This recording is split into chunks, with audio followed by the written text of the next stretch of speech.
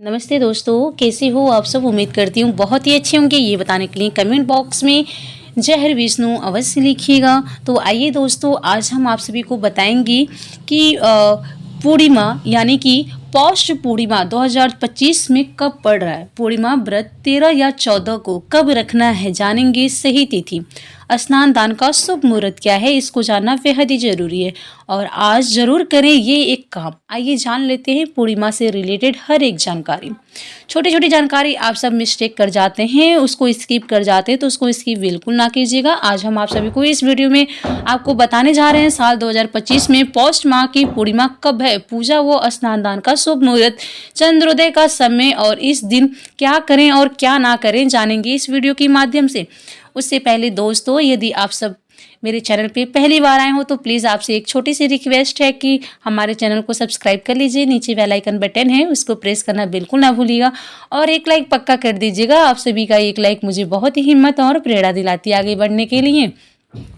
तो आइए हम शुरू करेंगे। हर महीने में एक पूर्णिमा आती है। शास्त्रों में पौष पूर्णिमा का खास महत्व है। पौष पूर्णिमा के दिन स्नान दान और पूजन के साथ साथ पितरों का तर्पण करना शुभ होता है। शास्त्रों के अनुसार पौष पूर्णिमा बहुत खास होने वाली है क्योंकि इस दिन महाकुंभ की शुरुआत भी होने जा रही है। आइए जानते हैं साल 2025 में पौष पूर्णिमा की पूर्णिमा कब है, पूजा व स्नान दान का शुभ मुहूर्त, चंद्रोदय का समय और पूर्णिमा के दिन क्या करें और क्या ना करें, जानेंगे।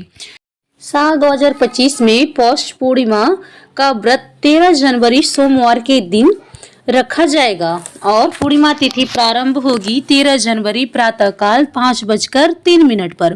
पूर्णिमा तिथि का समापन होगा 14 जनवरी प्रातःकाल 3:56 पर। वहीं पे स्नान दान का शुभ मुहूर्त होगा प्रातःकाल 5:27 से प्रातःकाल 6:18 पे स्नान दान का मुहूर्त शुरू हो जाएगा। इसके बीच आप स्नान कर सकते हैं। आप अपने घर में स्नान कीजिए या तो आप कहीं घाट पर जाकर के स्नान कर सकते हैं। पूजा का मुहूर्त शुरू होने वाला है प्रातःकाल 5:27 से प्रातःकाल 6:21 तक और चंद्रोदय का समय होगा सायंकाल 5:49 पे चंद्रोदय का समय शुरू हो जाएगा। यहीं पे हम बात करेंगे पौष पूर्णिमा के दिन क्या करना चाहिए, क्या करें। पौष पूर्णिमा के दिन पवित्र नदी में स्नान करना चाहिए। इसे बेहद ही शुभ माना जाता है। आपको किसी भी नदी सरोवर में जाकर के स्नान कर सकते हैं। आप कहीं भी धाम करने जा रहे हैं तो वहीं पे स्नान कीजिए या तो आप अपने घर में हैं तो आप उस पानी में गंगा जल मिला करके आप स्नान कर लीजिए, आपके लिए शुभ होगा।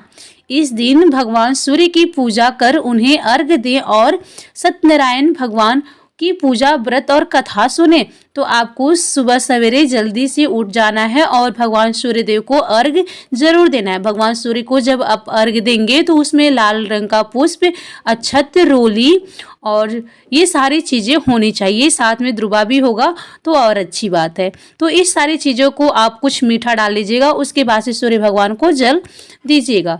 उसी के साथ में आपको सत्यनारायण भगवान की पूजा करवानी है और उनकी कथा या तो फोन के द्वारा सुन लीजिए या तो किसी के माध्यम से सुन लीजिए या तो आप खुद भी सुन सकते हैं, खुद भी पढ़ सकते हैं। पौष पूर्णिमा पर जल में जौ, चावल, काले तिल और कुश मिलाकर पितरों का तर्पण कर बाद में ब्राह्मणों को भोजन जरूर कराएं। आप अपने सामर्थ्य अनुसार कितने भी ब्राह्मणों को भोजन करा सकते हैं। उससे पहले आपको अपने पितरों को प्रसन्न करने के लिए जो आपको मैं बताया हूँ उसको पहले तर्पण कीजिएगा। उसके बाद से आप अपने घर में ब्राह्मण बुलाइएगा 5, 7, 11। आप अपने सामर्थ्य अनुसार भोजन करा दीजिएगा। आप शुद्ध सात्विक भोजन बनाइएगा और ब्राह्मणों को भोजन कराने से अच्छा फल प्राप्त होता है। आज के दिन आपको करना क्या होता है, गाय और कुत्ते, कौवे, चींटी के नाम से भी भोजन निकालना चाहिए। जो भी आप अपने घर में भोजन बना रहे हैं उसमें से आपको इन सारी चीज़ों के लिए गाय, कुत्ते, कौवे, चींटी के नाम से भी आपको भोजन थोड़े थोड़े निकाल करके रख लेना चाहिए और उनको भी खिलाना चाहिए। आप छत पे चिड़ियों पक्षियों के लिए रख सकते हैं, बाहर कुत्तों को दे सकते हैं, चींटियों को लिए भोजन रख सकते हैं।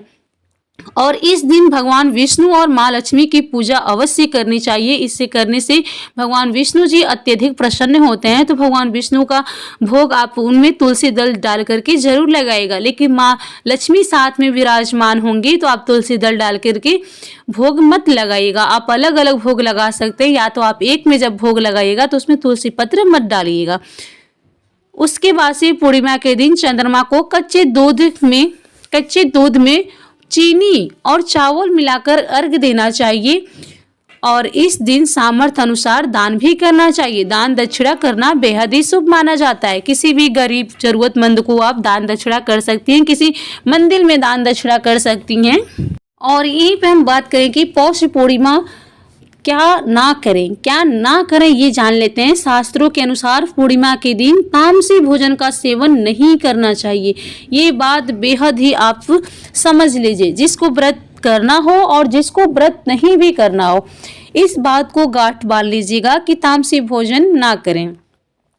और घर में कोई भी भिक्षुक आपके दरवाजे पे, कोई भी भिखारी आपको बुला रहा है, आपसे कुछ मांगना चाहता है, आपसे कुछ दान दक्षिणा चाहता है, भोजन चाहता है, तो उसको जरूर वो भोजन कराएं, दान दक्षिणा दे। कोई भी भिखारी भिक्षुक उसको खाली हाथ ना जाने दे, उसे कुछ ना कुछ जरूर दे दे। आप अपने सामर्थ्य अनुसार फल फ्रूट जो भी आपके पास है उसको जरूर देने का प्रयास करें और दे भी उस दिन।